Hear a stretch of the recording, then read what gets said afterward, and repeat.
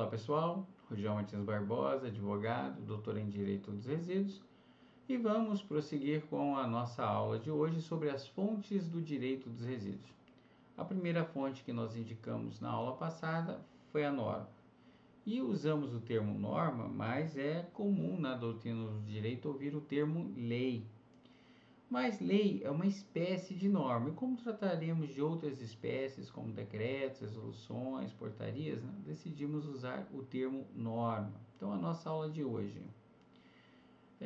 Então, dentro do gênero norma, né, vamos tratar das espécies Constituição da República, leis propriamente ditas, né, complementares, ordinárias, decretos autônomos, regulamentadores, portarias, resoluções, e vamos falar de NBRs, de normas técnicas. O primeiro ponto para entender as normas é entender que entre elas, né, há uma hierarquia, de modo que uma pode mais que a outra, subordinando sempre as demais. E este modelo é o que nós chamamos de modelo kelseniano, né, idealizado pelo austríaco Hans Kelsen. E para ele, a lei suprema, a lei que subordina todas as outras normas, é a Constituição. Depois temos abaixo as leis, os decretos, as portarias e resoluções. Na verdade, ele idealiza aquele formato de pirâmide, muito conhecido, né, para os alunos de direito, né? Como nós somos uma república federativa, cada estado também tem uma constituição e cada município também tem, né? Só que a constituição do município nós chamamos de lei orgânica. Então, a Constituição da República é a nossa lei maior e nenhuma lei pode contrariá-la, né? Há também hoje a ideia, eu acho que é importante lembrar, né, que os tratados internacionais, quando ratificados internamente, né, pela nação, eles têm a mesma força que a Constituição da República. As leis orgânicas não podem contrariar a Constituição do seu Estado e da República, né? Aí a Constituição do Estado não pode contrariar a Constituição da República. Nessa mesma linha de raciocínio, as leis municipais não podem contrariar a lei orgânica, nem a Constituição Estadual e nem a da República. E as leis estaduais não podem contrariar a Constituição Estadual e nem a Constituição da República. Tem um negócio que a gente não vai se aprofundar aqui, mas assim, então lei estadual pode contrariar uma lei orgânica? Depende, né? Falar isso é complicado, mas veja, existe uma questão de competência que vai dizer quando é que se faz por lei municipal e quando é que se faz por lei estadual. Se a competência for de lei municipal, se uma lei estadual fizer, de regra, é uma lei ilegal, tá? Mas esse é um assunto aí mais amplo, né? Que não é bem o objeto da nossa discussão de hoje. Então, as leis em si, agora vamos falar então das leis, né? Elas podem ser complementares e ordinárias. Aqui é mais uma questão também de competência, né? Depende do tipo de matéria, né? Do conteúdo, você faz através de lei complementar ou de lei ordinária. A grande diferença entre elas primeiro é a matéria que cada uma pode tratar, né? E segundo é a forma como essas leis são aprovadas, né? Já que a lei complementar, ela sempre exige um quórum qualificado. Então, assim, é um processo legislativo que exige mais parlamentares participando da aprovação, né? Também, acho que só para não esquecer, né, existem as medidas provisórias, né, que elas são consideradas no mesmo pé das leis ordinárias, né? Mas medida provisória hoje ela tem um prazo de validade muito pequeno, né? E necessariamente se submete a um processo legislativo que ou culmina ou conclui transformando ela em lei ou ela simplesmente morrendo, né? Uma fonte de lei ordinária para nós que é muito importante é a Política Nacional de Resíduos Sólidos, né, que é a Lei 12.305 de 2010. Essa lei a gente chama que é uma lei de impulso. Por quê? Ela é uma lei que estabelece uma política de Estado. Então, assim, ela é um norte para que os governos estabeleçam suas políticas de governo. Então, hierarquicamente, ela é superior às políticas de governo. Assim, né, os seus princípios, objetivos, instrumentos, eles não podem ser desobedecidos, sob pena de serem declarados ilegais os atos administrativos que desobedecerem, ou eventualmente os atos legislativos, né, que contrariarem a Política Nacional de Resíduos Sólidos. Mas como ela é uma política de Estado, né, então você pode, lendo ela, ver que é uma norma que dá assim, um amplo raio de ação, né, para os outros entes da União, né? Da federação, os estados e o município. Bom, depois então das leis ordinárias, nós temos abaixo os decretos, né? E os decretos eles podem ser regulamentadores e autônomos, né? Regulamentador é quando a própria lei determina que ela deve ser regulamentada, né? Então, voltando lá à nossa lei, né, a Política Nacional de Resíduos Sólidos, né, a 12.305, ela previu que o Executivo editasse um decreto regulamentando, né?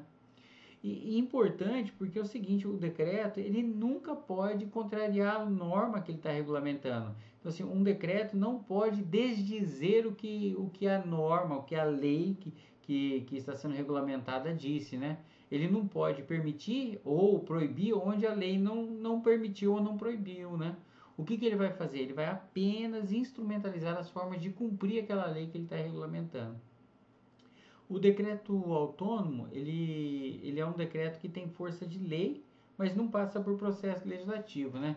Então, um exemplo para nós são os decretos que oficializam os planos de gestão de gerenciamento de resíduos, né? Os planos é muito interessante, porque assim, os planos ele tem um rito que tem uma participação popular, um controle popular determinado pela Política Nacional de Resíduos Sólidos. Então, o que acontece? Quando ele é discutido, a forma de controle popular, quando é concluído toda aquela discussão e aquele controle é exercido diretamente com a população, então é uma discussão entre o executivo e a população. É uma questão de democracia direta, vamos por assim dizer, né? Depois que tudo isso é discutido, como é que ele vai ser público, como é que ele vai ter força de lei? Vai ser então através de um decreto do prefeito, porque presta bem atenção, né? Eu falei prefeito, mas presta bem atenção nisso. O que a Política Nacional fala? Que o plano ele tem um horizonte de 20 anos e é revista a cada 4 anos. Então, a cada 4 anos tem que ter um outro ato normativo. Então, por isso que é através de decreto. E também porque se a decisão é direta entre o Executivo e a população, né, o Legislativo ele não pode interferir, porque se for através de lei, o Legislativo pode, inclusive, mudar o que foi uma discussão direta entre o Executivo e a população, né? E aí acaba, se passar pelo Legislativo, ao meu ver, né, essa é a minha opinião jurídica, né, é de que há quebra, sim, e mudar, inclusive, aquilo que a população opinou, a quebra do princípio do controle e participação popular pelo Legislativo, né? Bom, depois nós temos a portaria, né? O que são portarias? Portarias são atos emitidos por autoridades internas da administração, mas só podem vincular a administração e seus servidores. Isso quer dizer que as portarias não podem restringir direitos dos administrados. As resoluções são praticamente como as portarias, assim, no mesmo sentido, né, de regulação interna. Então, eles não podem também, através de resolução, criar obrigações para terceiros, somente para a administração ou para o órgão que ele está que emitiu aquela resolução, né? Porque resolução é essencialmente um ato de colegiado, tá? Então não é um ato de autoridade, é de um colegiado. Então assim, de conselhos, né, que emitem resolução, né? Diferente da portaria, que é um ato de autoridade. Eu sei, né, assim, já que vocês vão acabar lembrando, então é melhor eu falar, né? Eu sei que vocês vão falar sobre a questão de direitos e de restrições que o CONAMA, por exemplo, né, através de resolução cria, né? Sendo que eu disse agora há pouco que a resolução não pode criar. Eu volto a falar, na sua essência não pode, mas o assunto é um pouco mais amplo, porque daí, na verdade, houve uma modulação através do judiciário, né? E aí, por isso que o CONAMA, as suas resoluções são aceitas hoje da maneira como nós temos, mas isso teve uma interferência do judiciário nesta criação de aceitação da resolução do CONAMA, né? Por que eu falo, né, assim, que só a lei pode impor direitos, né? Antes de eu e deveres, né, regular direitos e impor deveres, né? A primeira coisa que eu queria fazer é recomendar a leitura de um livro.